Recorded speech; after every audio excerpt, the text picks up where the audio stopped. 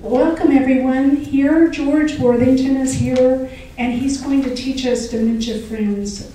This is a 1-hour course, and at the end you'll get a certificate, so you'll be ready. So thank you very much for coming.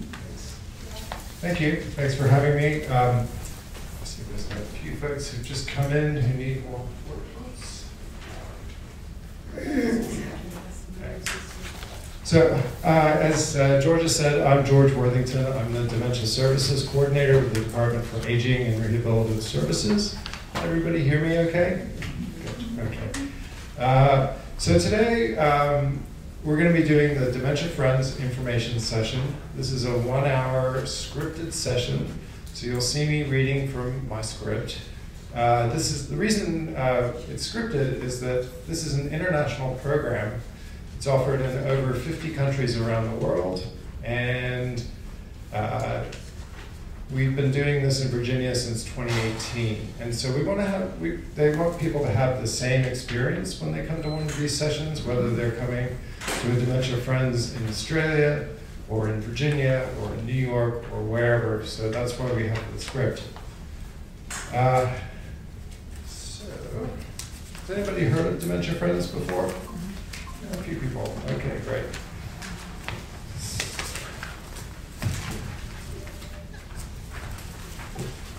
Okay, so in this session we're going to learn a bit about Alzheimer's disease and other dementias, and we're going to do a few little interactive exercises that might help you better understand what it might be like to live with dementia or care for somebody who's living with dementia. You're going to learn the 5 key messages about dementia, and I hope that you'll take those to heart and share those with your friends and neighbors who weren't able to come today. And then we're going to finish with some information about communication, how to communicate more effectively with people who are experiencing cognitive changes. And then finally, just a quick resource guide. So what are services and supports that are available? So I've been doing Dementia Friend. I became a Dementia Friend in 2018, and I became a Dementia Friends champion to deliver these sessions a few months later. So I've been doing this for several years now. It's one of my favorite programs to deliver. People get a lot out of it typically, and even though there's a lot of information, we try and present it in a pretty non-threatening way. So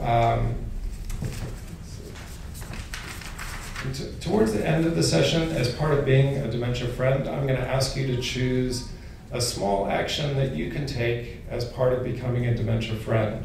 And so that could be as simple as telling somebody one of the 5 key messages.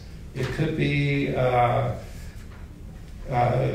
deciding that you're going to visit a friend who's looking after somebody living with dementia, maybe to give them a break, or just to provide some social engagement that they might not otherwise get. So the first little activity, I'm going to ask you, what's a word that comes to mind when you hear dementia? What do you think of? Alzheimer's. Alzheimer's? Sorry, everybody spoke at once. Confusion. Confusion, great. Forgetfulness. Forgetfulness, thank you. Anyone else? Lost. Lost, great. What? Lost? Wandering. Wandering, okay. Actually, I heard that referred to as safe and unsafe walking, so recently. So, what do all those words have in common? Are they positive or are they kind of negative? Negative. Yeah, they're scary and negative because dementia, let's face it, it's a scary thing. So I'm going to challenge you to think of maybe a slightly more positive or at least neutral way to talk about dementia. I like to think of change because somebody with dementia is always changing, and sometimes for the better, sometimes for the worse, but there's always change happening. So I'm going to forget to ask you about whether you've come up with something, but hopefully you'll think of another way to describe dementia that might be less negative. So dementia itself is not a specific disease. It's what we call a syndrome. It's a collection of, watch my hands. It's a collection of symptoms that are associated with changes in thinking or memory skills. So things like changes in judgment, changes in reasoning, changes in personality. And if you see in your workbook on page 2, you have an infographic that shows you the main types of dementia. So Alzheimer's disease is the most common type of dementia, and that's why it's in the great big circle. It accounts for 60 to 80% of all dementias. And then there are other types of neurodegenerative diseases that cause the symptoms of dementia. Things like vascular dementia, Lewy body dementia, and frontotemporal degeneration. So they're a little bit rarer, and often folks with Alzheimer's disease will have another type of dementia going on as well, often vascular dementia, which is caused by heart disease. The goal of Dementia Friends, this program, is to increase understanding about dementia and reduce the really terrible stigma that surrounds this disease, or the diseases that cause the symptoms of dementia. So this is Dementia Friends is a global movement. As I said, it's in 50 countries. This was developed by the Alzheimer's Society in the United Kingdom, so the counterpart of the Alzheimer's Association here. It's been offered in the United States since 2015. It was inaugurated at the White House Council on Aging in 2015, and it's been gradually being rolled out to the states ever since. So most states have a Dementia Friends program now. Here in Virginia, we've trained more than 600 people to deliver these sessions all across the Commonwealth, and we've had over 10,000 people attend those sessions in the past 5 years, which through COVID I think is pretty good, but more to do. The goal of this is to help everybody in the community understand the 5 key messages about dementia, how it affects people, and how we can each make a difference in the lives of people who are living with the disease. People with dementia need to be understood and supported in their communities, and you can help by becoming a Dementia Friend. So most people know we experience some physical changes as we get older. We may now wear glasses, we may have gray hair, we may have lost our hair, we may feel a bit stiff when we get up in the morning, but we also experience cognitive or thinking skill changes as we get older. How old do you think we are when our cognitive skills peak? Anybody want to hazard? Oh, very close. Roughly 25. But that's a particular type of thinking. That's things like what are measured on an IQ test. So there's other types of thinking skills that continue to improve, but generally most things have peaked by around age 50. So unfortunately it's all downhill from here. But for most of us, it's a very gradual downhill slope. For people with dementia, it's something different. It's much more severe changes that will get in the way of being able to do daily activities. So page 3 of your workbook has a description of typical age-related changes that may occur. And I'm going to talk about changes that are not normal and that could be signs or symptoms of something more significant. So these are the 10 warning signs and symptoms of Alzheimer's disease. The Alzheimer's Association has lots of flyers and information about the 10 warning signs, so you may have seen something about this before. But I'm going to go through each of those briefly. So they're, as I said, they're in a table on page 3 of your workbook. And the first sign is memory loss that disrupts daily life. So these are the warning signs for Alzheimer's disease, not the other forms of dementia. So, and I'm going to focus on Alzheimer's disease because it's the most common form of dementia. But the other types of dementia will have similar symptoms, but they may appear in a different, in a different progression, different order. So with Alzheimer's disease, one of the most common signs is memory loss, so especially forgetting recently learned information. Others include forgetting important dates or events, asking for the same information over and over, relying on memory aids like reminder notes or your phone or other people for things that you used to handle on your own. With normal aging, we might forget somebody's name or an appointment, but we usually remember it later, usually just as the person is walking away. You don't need to know their name any longer. The second sign is challenges in planning or solving problems. So some people may experience changes in their ability to develop and follow a plan or to work with numbers. They may have trouble following a familiar recipe or keeping track of monthly bills. They may have difficulty concentrating and take much longer to do things that they once did easily. With normal aging, we might do something like make a mistake while we're balancing our checkbook, but you usually work out pretty quickly that you made a mistake and you go back and work it out. Somebody with Alzheimer's disease probably would have no idea why they were even trying to balance their checkbook, let alone see an error. The third sign is difficulty completing familiar tasks at home, at work, or at leisure. People with Alzheimer's disease often find it hard to complete daily tasks. Sometimes people may have trouble driving to a familiar location, managing a budget at work, or remembering the rules of a favorite game. With normal aging, we might need help, for example, using the settings on a microwave or recording a TV show, but you know what to do. You ask a 15-year-old or somebody who's younger, and they can do it for you. Somebody with Alzheimer's disease probably wouldn't make that connection to ask somebody. They would just continue trying and failing to do it. The fourth sign is confusion with time or place. People with Alzheimer's disease can lose track of dates, seasons, and the passage of time. They may have trouble understanding something if it's not happening right there, right in front of them. And sometimes they may forget where they are or how they got there. And you can imagine how frightening that must be for somebody. But with normal aging, we might get confused about the day of the week, but we either remember it later or you know how to find out. You look at a calendar, you look at your phone, you look at your watch. Again, somebody with Alzheimer's disease might have trouble making that connection to know where to look for the date. The fifth sign is trouble understanding visual images and spatial relationships. And this is something we don't often think about with dementia. We usually think about the memory loss or the changes in thinking, but it's affecting our brain. And so our brain controls everything that we do.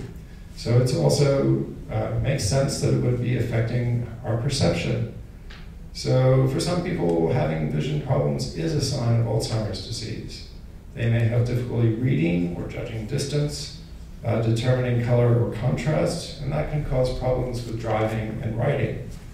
So a good example, which is hard to demonstrate in this room, but if you have if you're in a home that has a hallway that has a dark carpet and the bathroom opens onto a bathroom with light tiles on the floor, somebody with Alzheimer's disease might perceive that as a change in level. So they may be afraid to walk across the threshold because they're afraid they're going to fall in a hole. So worth thinking about. With normal aging, we might have vision problems, things like cataracts, but those are usually things that are happening in our eyes, whereas the changes with Alzheimer's disease are happening in your brain. The sixth sign is new problems with words in speaking or writing. People with Alzheimer's disease may have trouble following or joining a conversation. They may stop in the middle of a conversation and have no idea how to continue, or they may repeat themselves. They may struggle with vocabulary. They may have trouble finding the right word, or they may call things by the wrong name. So they might say, well, according to my hand clock, it's 3:10. So we understand what that means, but it's not the right word. So with normal aging, we might have trouble finding the right word, particularly if you're in a stressful situation, but you usually remember it later, again, when your stress levels have gone down. The seventh sign is misplacing things and losing the ability to retrace your steps. A person with Alzheimer's disease may put things in unusual places. So after making coffee, they might put the coffee back in the refrigerator and the milk in the cupboard. So they kind of got the idea, but they're just not able to do it accurately. They may lose things and be unable to go back over their steps to find them again. And sometimes they may accuse other people of stealing as a result. And this can occur more frequently over time. With normal aging, we might misplace things from time to time. Who hasn't lost their glasses or their car keys or their remote or their phone? So many things to remember. But But if you think about where you had them last, you can usually go back to that space and work out where you might have left them. Somebody with Alzheimer's disease would find that very difficult, if not impossible to do. The eighth sign is decreased or poor judgment. So people with Alzheimer's disease may experience changes in judgment or decision making. So they may use poor judgment when they're dealing with money. They may give large amounts of money to telemarketers, or every time a phone number pops up on their television screen, they may order things that they don't need. They may also pay less attention to grooming and keeping themselves clean. With normal aging, we might make a bad decision once in a while, but you can usually work out that, hey, that wasn't the best thing to do in that situation, and next time you'll do it differently. But again, with Alzheimer's disease, people might not have that ability.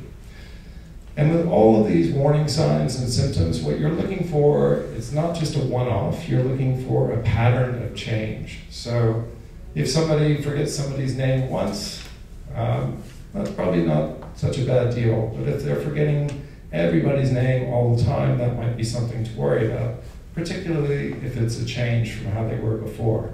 So I'm terrible with names. I usually need to meet somebody 3 or 4 times before I can remember their name.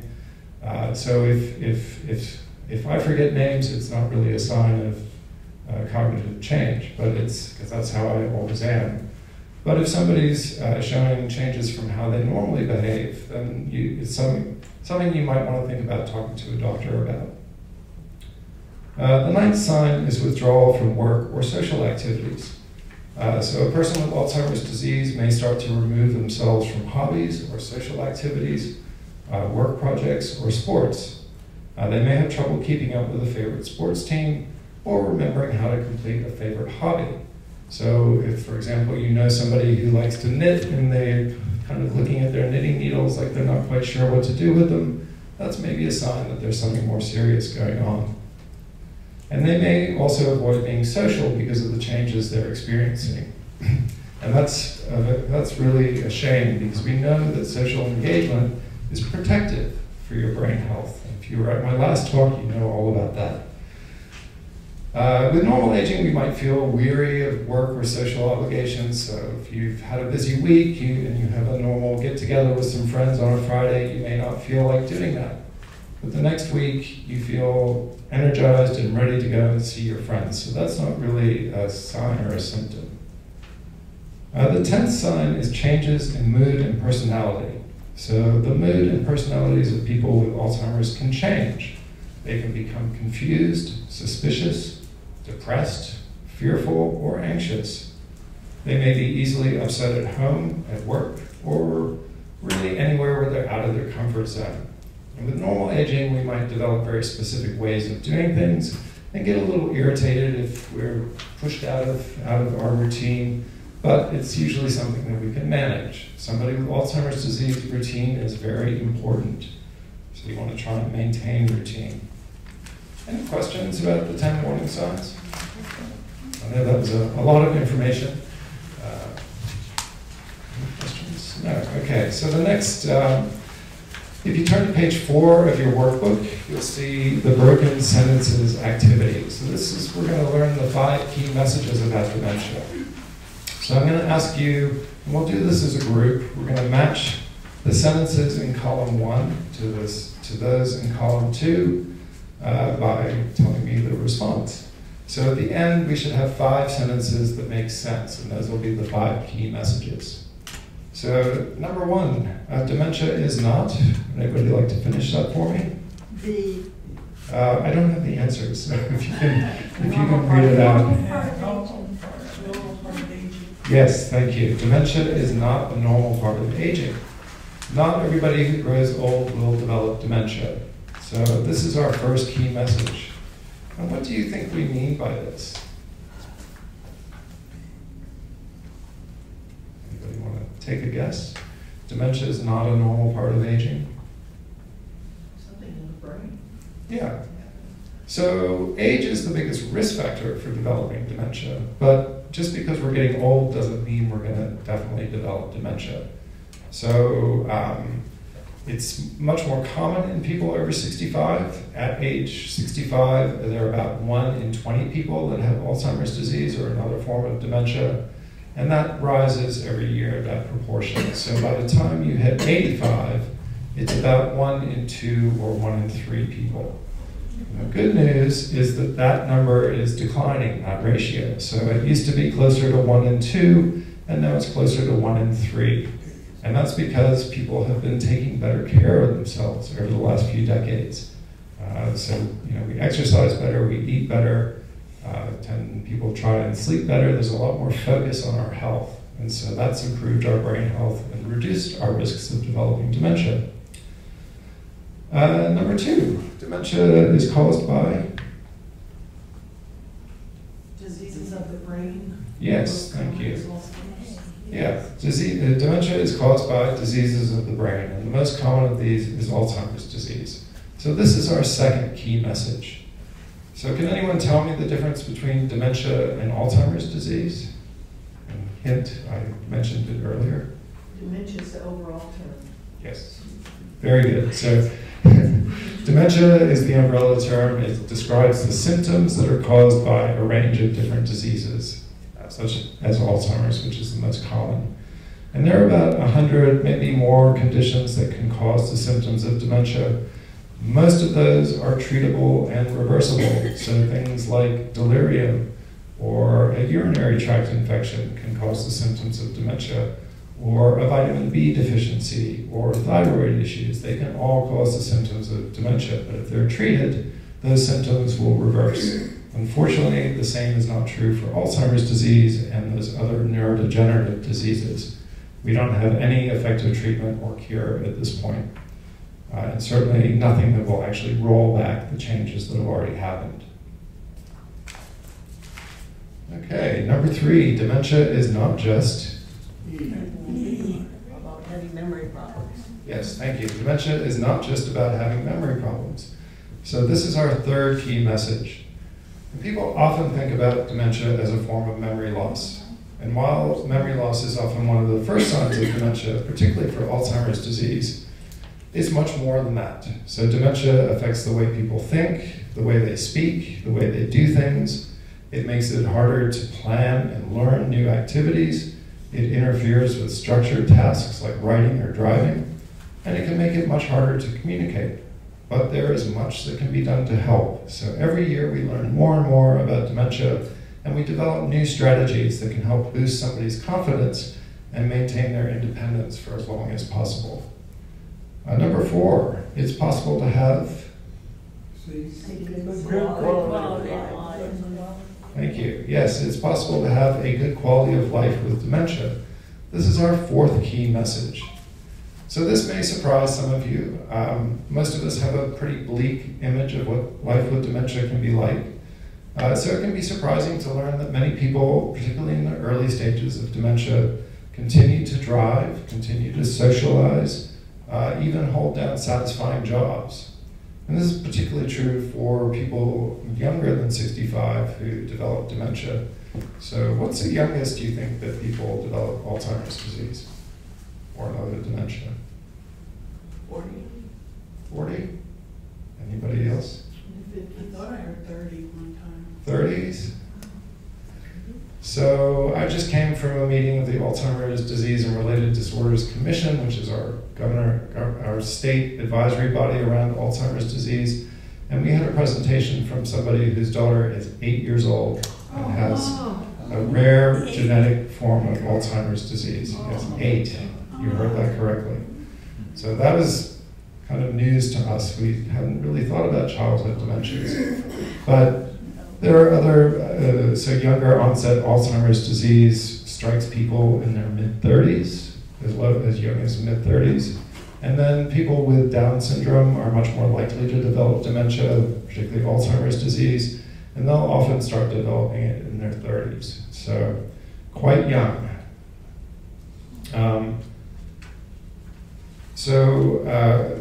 For those younger people, and well, for everybody with dementia, it's important to try and maintain as good a quality of life as you can. So maintaining hobbies, continuing to enjoy loving friendships and relationships. It's all important. And while dementia makes it harder to do these things, with the right support and know-how, people with dementia can continue to get the very best out of life. So another example, a few weeks ago I was in Fairfax watching a one-man show by a gentleman who has early stages of Alzheimer's disease. He calls himself Sam, the Dementia Man, and he presented an hour-long play called The Dementia Man, an Existential Journey, and it was fabulous. So he's clearly having a good quality of life despite his dementia. Number 5, there's more to the person than the dementia. Thank you. So there's more to the person than the dementia. This is our 5th key message. So in the same way we would look at somebody with diabetes or cancer and see them as the person first, we should also look at people with dementia as somebody who just happens to have a disease that causes those symptoms. So they're still a person first. At the end of today's session, I'm going to ask you to what you can do differently in your day-to-day life that can help people affected by dementia. Remember that dementia can affect a whole family. It's not just the person who has the disease. And to help your thinking, some actions that other people have committed to are, if you know somebody in your community who has dementia or whose family member has dementia, ask if there's anything you can do. Maybe cook with them, or simply visit, or maybe just do it without asking. Caregivers often have trouble asking for help, but if you give it, they'll be very grateful. If somebody in a shop or somewhere else is struggling with something, be patient and give them time, or maybe offer if you can help. And you can tell somebody what you've learned about today and encourage them to become a dementia friend as well. So we offer these sessions virtually. People from all over the state can tune in to these sessions. I think there's a couple of times a month that they're offered somewhere around the state. So those are always available. Any questions about the 5 key messages?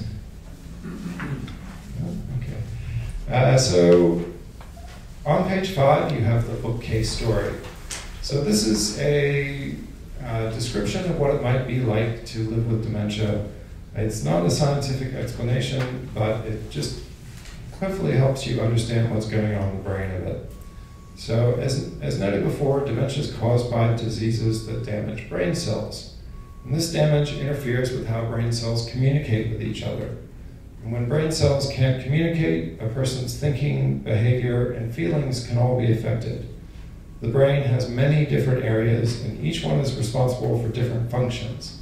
So for example, memory or judgment or movement. When cells in an area of the brain are damaged, they can't function effectively. So the bookcase story, as I said, it's not a scientific explanation, but it gives you an understanding of how dementia might affect somebody. Excuse me. So everybody's brain is affected differently by dementia. For right now, let's imagine a 70-year-old woman who has dementia. Now imagine there's a full bookcase next to her, and each book inside the bookcase contains her memories or her skills. On the top shelves are her memories of facts and her skills for thinking in complex or complicated ways. For people with dementia, the top or the outer part of the brain is damaged first. Skills like math, using language, and keeping one's behavior in check are in this part of the brain. In our bookcase story, these skills are also books on the top shelves. When dementia rocks the woman's bookcase, the books on the top shelf begin to fall out. The woman may not remember what she ate for breakfast, or that she has to pay for items at the drugstore, or that somebody came to visit her this morning. Emotions and feelings are lower down within the bookcase, just like they are in the lower or inner part of the brain. This is the instinct area of the brain. Feelings like love, happiness, frustration, sensing respect, they all live here. As dementia continues to rock her bookcase, the books on these lower shelves will stay for a much longer time. So this story helps explain different thinking skills and memories and the effects of dementia. Facts and complex thinking will fall away quickly. Emotions and feelings will remain for much longer. So let's return to the 70-year-old woman with dementia for a real-life example of the bookcase story. Her daughter may visit to find that her mother can no longer remember her name, but she will remember the feelings of love and comfort and support that come from the visit with her daughter. Similarly, if they were to argue, maybe over the fact that her mother doesn't remember her name, the mother might not remember the details, but she will remember the feelings of anger and hurt that came from that exchange. So as her dementia continues, the woman might lose other thinking skills. She may no longer be able to manage her finances or complete activities she once enjoyed or communicate with family and friends. Dementia affects each person differently. And remember that dementia also affects the factual and emotional parts of the brain differently. The top part that manages facts like faces, names, dates, places, all those things that are so easy to forget, is affected first. These are easily forgotten. The lower part that manages emotions is affected later, so feelings and emotions aren't lost as quickly as facts. And the brain also stores both recent and past memories. For people with dementia, the most recent memories are lost first, and the memories from earlier in life are remembered for much longer. Other thinking skills are also affected by dementia, including planning, judgment, and communication. So planning is the skill that we use to carry out everyday activities. So somebody with dementia may not be able to follow a recipe and make cookies the way they once could, or somebody may have trouble mowing the lawn, because both of those require planning. Judgment is the skill that we use to keep ourselves safe or to interact with other people. And somebody with dementia may give money to anybody who calls and ask for donations, or they may loudly criticize people in a social setting. And just because they do these things, again, if it's a difference from how they used to behave, then it might be concerning. I'm going to throw my mother under the bus. My mother's 90, she'll be 92 next week, and she often loudly criticizes people in a social setting, and it's deeply embarrassing. She does not have dementia, unfortunately. There's no excuse. So, She knows her mind, George. yeah, she does. She definitely knows her mind. Gosh, this is being recorded too. So, a few years ago, she came to one of my classes, and I had to change all my examples. Anyway, so in a few minutes, we'll talk a bit more about communication. But first, we're going to do a little activity that will demonstrate how planning may affect how dementia may affect your planning skills. But first, I want you to look. There's a picture of a whole brain, but half a brain that's healthy and half a brain with advanced Alzheimer's next to each other. What do you see? What are the differences? Smaller, more holes. What page? 5. Yeah. So the picture of the brain at the bottom. So yes, it's much smaller, the brain with advanced Alzheimer's disease. Anybody have an idea why that might be?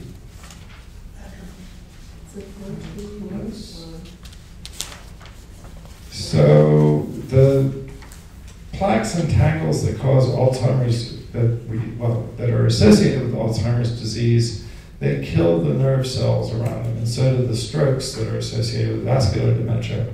And when the nerve cells die, they're flushed out of the brain, and so your brain is gradually losing volume as the nerve cells die. So that's why the brain with advanced Alzheimer's is so much smaller, and also why it has much bigger holes. If you've got the color pictures, you can see there's also probably a little bit less gray matter in there. And there's also a shadow right at the bottom of your brain, of the brain with advanced Alzheimer's disease. And then the healthy brain, there's a little structure there. Does anybody know what that is? No, it's not the brainstem. It's the hippocampus. Well done, Kathy. The hippocampus, has anybody heard of the hippocampus? Yeah, okay, a few of you. So the hippocampus is the part of the brain that's most associated with learning and memory. So you can see in the brain with advanced Alzheimer's, it's completely gone. So it's not that the person can't remember what they had for breakfast, they were never able to make a memory of it. So when they ask you an hour later, when's breakfast? And you say, don't you remember? We just had it. Well, they can't remember because they never made a memory. They weren't able to. So something to think about. As we just learned, planning is a skill. Any questions about the brain? Yes. Yes. If you took an X-ray of a person, can you see that? You can't, I don't think with an X-ray, but with an MRI you With can. an MRI, you can see that? Yeah. So that's what, okay. Yeah, you can definitely see the changes that are happening. So when they do a diagnosis, a full diagnostic workup for Alzheimer's disease, used to be you had to have an autopsy to confirm Alzheimer's disease. But now we can get about 99% accuracy with a combination of pen and paper tests, pen and paper tests, blood tests, and the MRI, and getting some history from people who know the person. So that can give us a very accurate diagnosis. Any other questions about the brain? So I have a comment, and I probably shouldn't make it, but I'll make it anyway. You said your mother was argumentative in a social setting. Now, how do you know that your mother at 92 does not have some dementia or some Alzheimer's, and it's not just part of the personality? Yeah, that's a very good question. So, how do I know? Yeah, my mother she's very sharp for her age. Well, I wouldn't say for her age. She's very sharp, period. And this is behavior that she's always had. In fact, she told me once she used to have a business, and when she retired, I guess, she said to me, now I don't have to be nice to people anymore. So that's kind of how I know that this is her rather than any disease. But it's a long-standing. If she stopped doing that, then I might be worried, because that would be a change, right? Does that make sense? So my poor mother. I'm glad she can't hear this. What are some of the other tests you talked about in MRI? What kind of blood tests? What are some of the testing devices? Are you going to get into that today? I wasn't, but I can answer that. Like a full diagnostic workup, if you go for an initial visit in a neurologist in a memory clinic, that initial visit usually lasts 4 or 5 hours. And so you're doing pen and paper tests for a couple of hours, maybe 2 or 3 hours, and then they'll take blood and they'll look for maybe, depending on how concerned they are, they might do a spinal tap, because that looks directly at the fluid around your brain. And then they'll schedule the MRI as well, usually before the visit, so that the doctors can have a look at it while you're there. And then they'll typically talk to a spouse or an adult child to find out a bit more about what's been going on. So, but it's a long and tiring visit.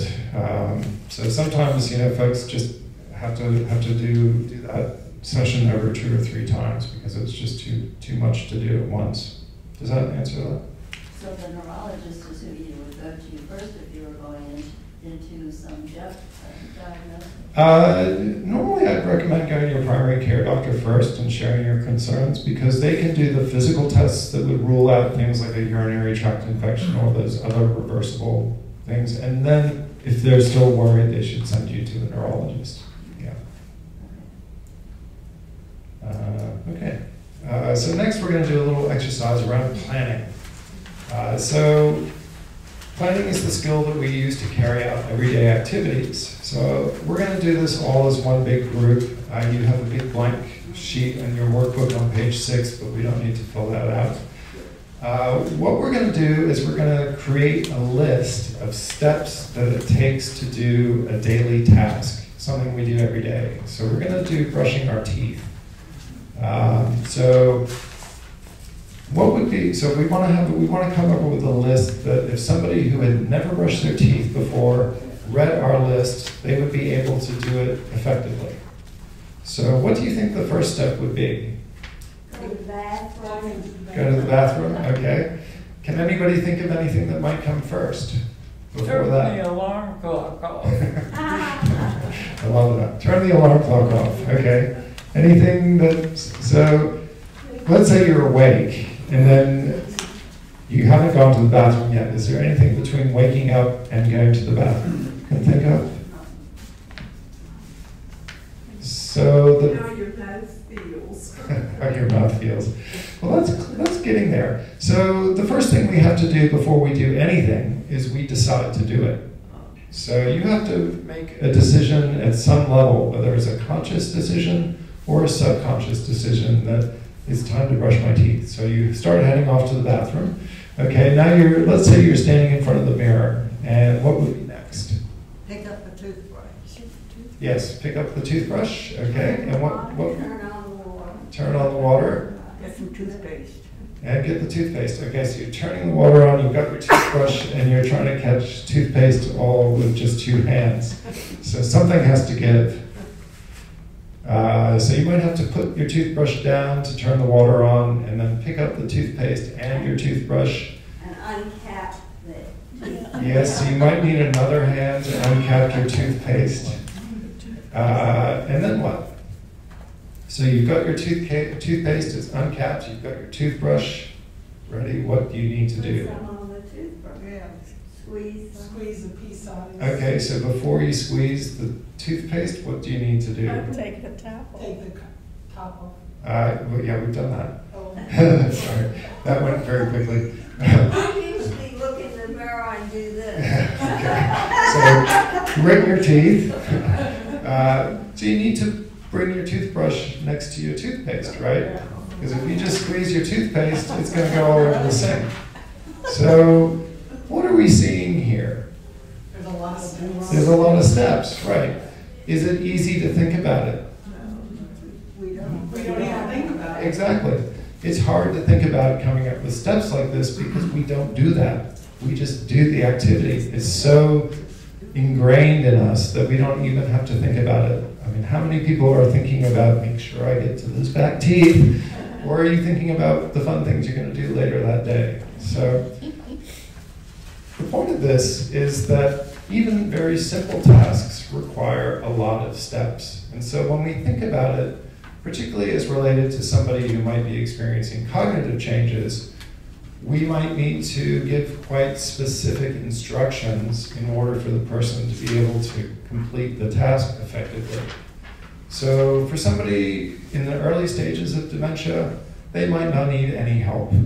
But as their disease progresses and their planning skills change, they might need a bit of assistance. So right at the beginning, they might need maybe a Post-it note with 2 or 3 steps next to the mirror. Remember to get the toothpaste or something like that. As their disease progresses, they may need some either more instructions or they may have trouble reading now, so they might need some pictures to show them what to do. And as their disease progresses further, they might need somebody next to them modeling the behavior so that they can follow along. And eventually, the person will need to have somebody else brush their teeth for them. They won't be able to. So a good example of this is, I'm going to use my mother-in-law now. So my mother-in-law lived for about 15 years with Alzheimer's disease. The typical prognosis for Alzheimer's is 6 to 8 years. But she lived quite a long time. She was very healthy otherwise. And when I first met her, the house had Post-it notes on every drawer and every cupboard, and that saying what was inside them. And so that helped her navigate around the house. But by the time I met her, her language skills were already going. And so those Post-it notes really didn't help at all. So at that point, she needed pictures. But her husband, who was very well-meaning but really didn't know very much about dementia, none of us did at that point, didn't know to do that. So he just left her to try and work her way around with the written Post-it notes, and she struggled. So with the right supports and know-how, this is the key message from this activity, we can help somebody with dementia be as successful as possible with tasks, providing just the right amount of support. And people who are providing care for other people, often want to do everything for the person. So you've got to try and pull yourself back and just do just what's needed to help the person complete the task effectively. And when we get to the communication section, we'll talk about how to maybe be a bit directive, but still recognizing that people may struggle with all these steps. So if you say to somebody with dementia, it's time to go brush your teeth now, go on, go brush your teeth, and they look at you a little blankly, it may be because they don't know which step to begin with, which means going to the bathroom, right? So we need to tailor our commands and supports appropriately. How many, if we did, this is a silly question, but if we did a full list of steps for brushing your teeth, how many steps do you think we'd get? A lot, yeah. So the longest written list I've seen was about 40 steps. And if you really thought about it, if you wrote down everything in the brain that was happening in the brain to your muscles and all that, it would probably be well over 100 steps. So it's a lot for a pretty simple activity that we take for granted. Okay, so we're going to talk now about communication. And on page 7 and 8 of your workbook, we have tips and strategies for communicating with people with dementia. The ability to exchange ideas, wishes, feelings, it's a basic human need. We're social animals. One of the reasons our brains are so large is because we have to deal with complex social relationships and because we have language. So communication with a person with dementia requires patience, understanding, and very good listening skills. When we talked about the bookcase story, we talked about how a person might feel as the changes with dementia continue to affect their thinking. And one of the skills that may be greatly changed is their ability to communicate, both expressing needs and understanding what others are thinking and asking. So as we talk about communications, think about how the person might feel.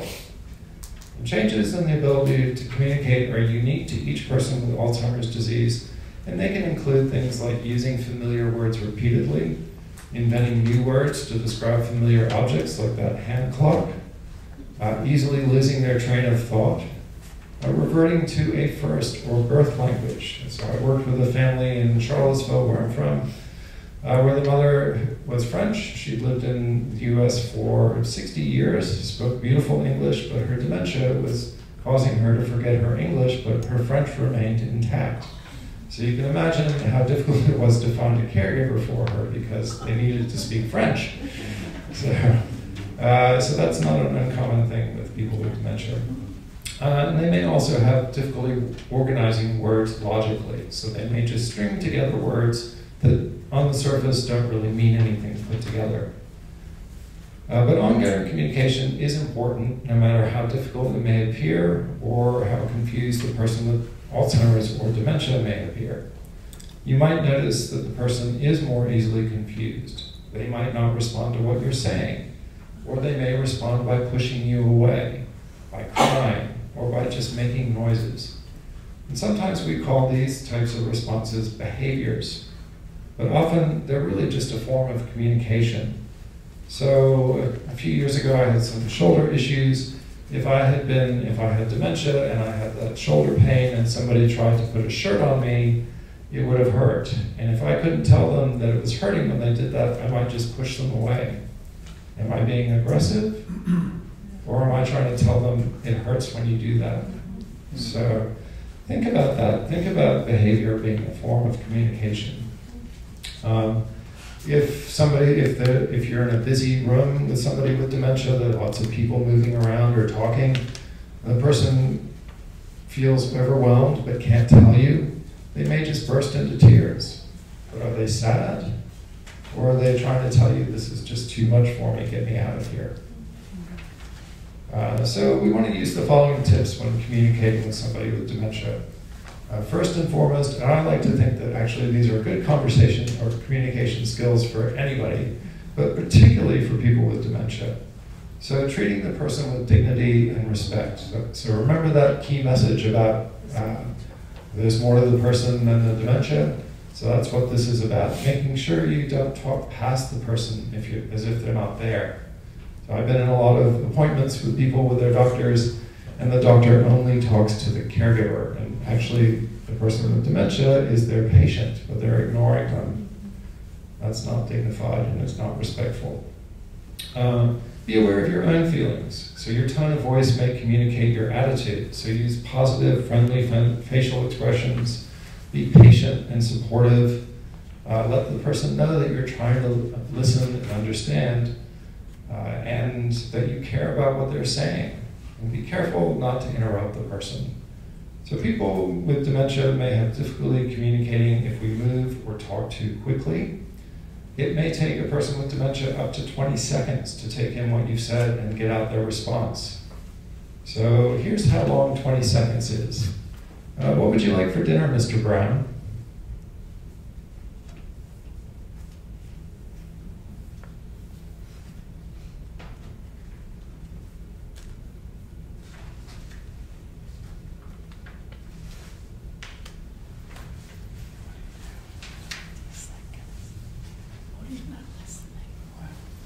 I think I'd like the steak.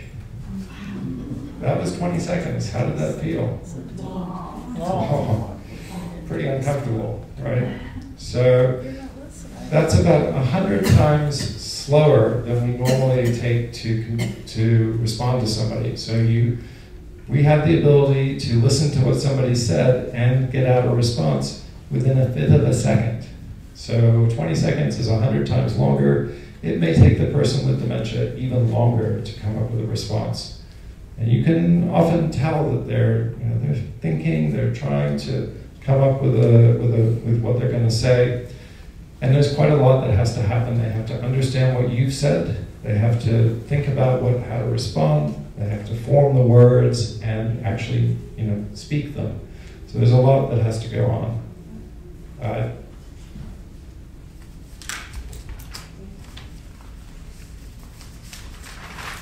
Seem to be losing my fluidity. So I'm not going to go through all the rest of the steps, the communication points, because you have them in your workbook, but I'm going to highlight a few. So one thing is avoiding criticizing or correcting people with dementia. This is really important. So we've just seen how hard it can be for somebody with dementia, how long it can take them to get something out, to say something. And then you tell them, no, you're wrong. And they just, hurry up. They've just gone through all this effort to try and communicate with you, and you're telling them that they're wrong. So one thing I learned recently is, well, it's just a different way of thinking about it, is that we're all constantly, our brains are all the time trying to make sense of our world. So we do that with all our senses. So all the information that we're getting from the outside world, our brain is putting all that together and trying to make sense of it. That's exactly what somebody with dementia is trying to do. But they have a lot fewer neurons to do it with. And so as a result, there may be pieces missing. They may be creating things that aren't there, filling in the gaps. But the way that they're filling in the gaps isn't what we would think as logical, but to them it's as real as you or I. So when you tell somebody that they're wrong, then you're basically denying their internal reality, which, to them that is their reality. So we need to remember that with people with dementia. You want to avoid arguing. So if the person says something you don't agree with, does it really matter? You can usually just let it be, because arguing will make things worse, and I tell you, you will never win an argument with somebody with dementia. You can also offer a guess, so if they don't know, if they're trying to struggle for a word, you can maybe offer a guess as to what they're trying to say. Often you can get some meaning just from the way the words are flying, from their tone of voice, from the speed of their speaking. You can get meaning out of all of that. And you can encourage nonverbal communication. So then there's a whole bunch of little bullet points about approaching and starting a conversation with somebody. I'll just highlight a couple of these. So coming from the front, identifying yourself. People with dementia often lose their peripheral vision. Remember, we talked about the vision problems that stem from Alzheimer's disease. So if you have lost your peripheral vision and somebody comes up from the side or behind you, it's like they've just magically appeared from nowhere, and you might startle the person. Use short, simple phrases and repeat information as needed, and ask one question at a time. So this is, I do training for the police, and this is something that I really stress to them, because the police are very good at getting lots of orders very quickly. But if you do that with a person with dementia, they're going to get very confused very quickly. So you want to say one thing at a time, keep things simple. Speak slowly and clearly, use a gentle and relaxed tone. And if things are getting a little out of hand, you might try dropping your voice. A lower voice can help calm a person down. You can also reduce the volume of your speaking, so maybe go almost to a whisper, and that will force the person to focus more, and maybe get them out of whatever issues they might be having. You can also do things like turn negatives into positives. So instead of saying, don't do that, or don't go there, you can say, let's do this, or let's go over here.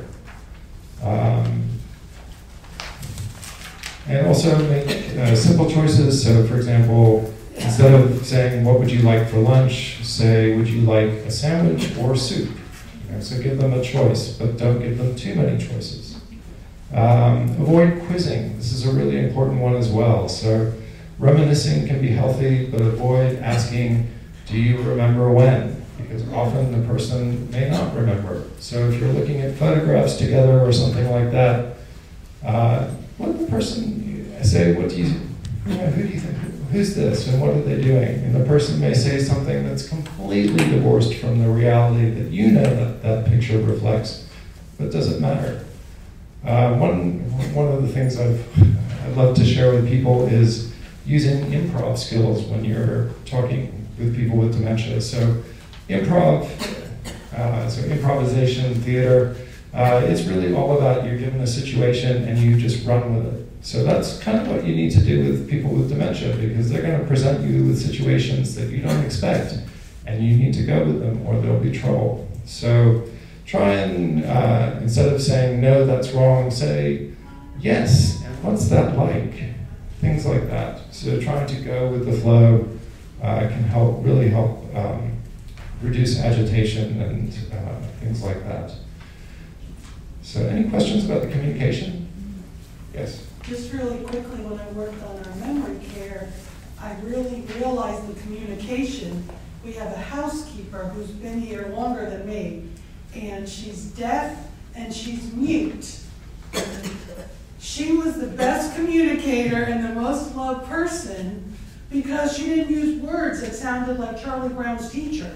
You know, because that's what I got. So she would wave and then point and then say, come like this, and then pat on the chair, and no words, no words. So that really struck with me, that when you're helping someone with dementia, don't go on these lengthy talks.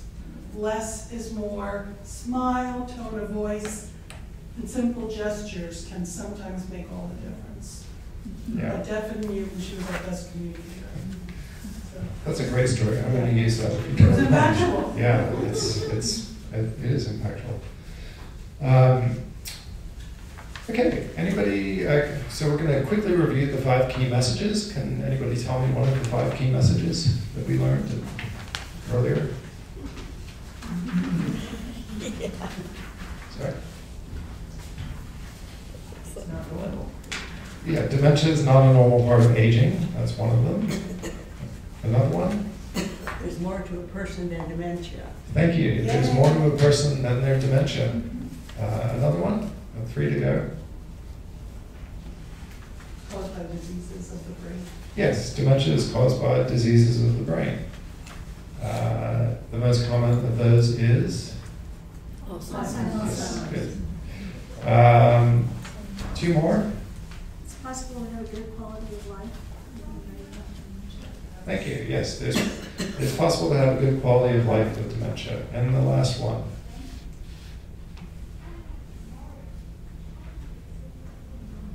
There's more to the person than the dementia. Yes, thank you. So there's more to the person than the dementia. People with dementia are more than their disease. So the goal, one of the goals of this program is to have people be more willing and able to talk about dementia like we do nowadays with cancer. So I remember when I was young and people would whisper when somebody had cancer, but that's changed. So hoping that we can change that with dementia as well. So as I mentioned, I'm asking all of you, you're going to get a certificate that says you're a dementia friend. So I'm asking all of you to choose an action that you can take as part of becoming a dementia friend. So maybe sharing one of those key messages or all of them, or encouraging a friend to join one of those virtual dementia friend sessions, or cooking, taking some food to a friend or neighbor who you know is caring for somebody living with dementia, or just being patient with people in the community. So there's lots of things that you can do. And the last thing, I know it's 4 o'clock, so the last thing I want to just point out to you is on the last page you have some resources.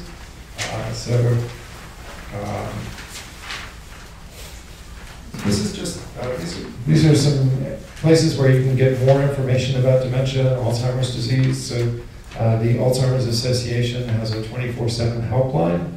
You can call that obviously day or night.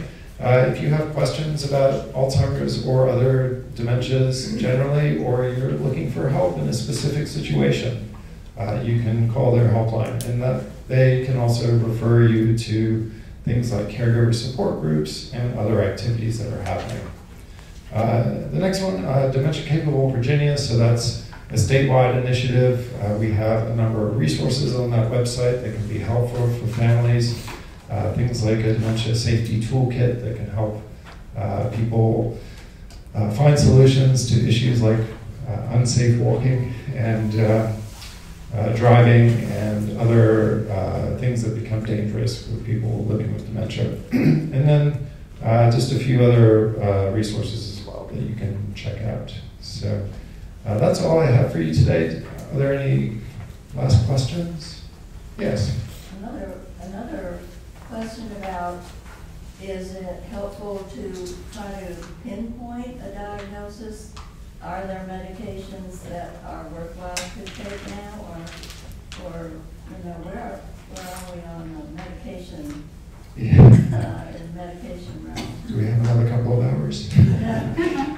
So where are we on the medication front? How important is it to have a precise diagnosis of what type of dementia you have? I would argue that it's pretty important. So the different types of dementia, Alzheimer's disease, Lewy body dementia, frontotemporal dementia, they progress differently in terms of what areas of the brain are affected, and the symptom progression is therefore different. So for example, somebody with Lewy body dementia, they may not have any memory issues, but they start having very clear hallucinations. That could be the first sign that something's going on. And so often that may be confused with a mental illness. And so, and it's similar for frontotemporal dementia, which often manifests itself with personality changes, quite severe personality changes. And again, this is one of the dementias that strikes people at a younger age, so 40s, 50s, 60s. And for somebody that age, quite often you think, well, maybe there's a mental health issue rather than dementia. And so it may be difficult to get a diagnosis, but it's important to know.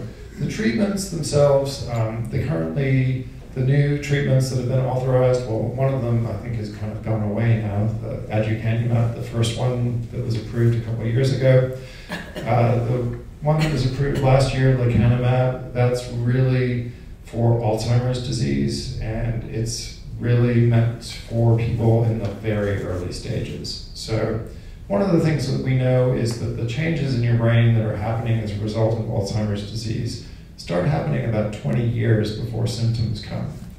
So by the time the symptoms emerge, your brain is already being very affected by the disease. So you want those treatments early. So when somebody has signs of mild cognitive impairment that might be Alzheimer's disease, then they might be a candidate for those treatments. And there's a whole bunch of new things coming down the pipeline, mostly geared towards Alzheimer's disease specifically because it's the largest single cause of dementia, but they are working on treatments that attack the proteins that are associated with those other forms of dementia. So I would argue it's important. Did you have a question? No. Any other questions? All right, well, thank you so much for coming, and thank you for becoming a dementia friend. And Georgia has certificates for everybody, so I wanted please. to say thank you to you. Thank you so much for coming. We really enjoyed the program, and I'm sure we all are going to benefit because we are all living here. So we, so I really appreciate you coming and sharing this with us. And thank you for giving us certificates too, for taking them. Thank you.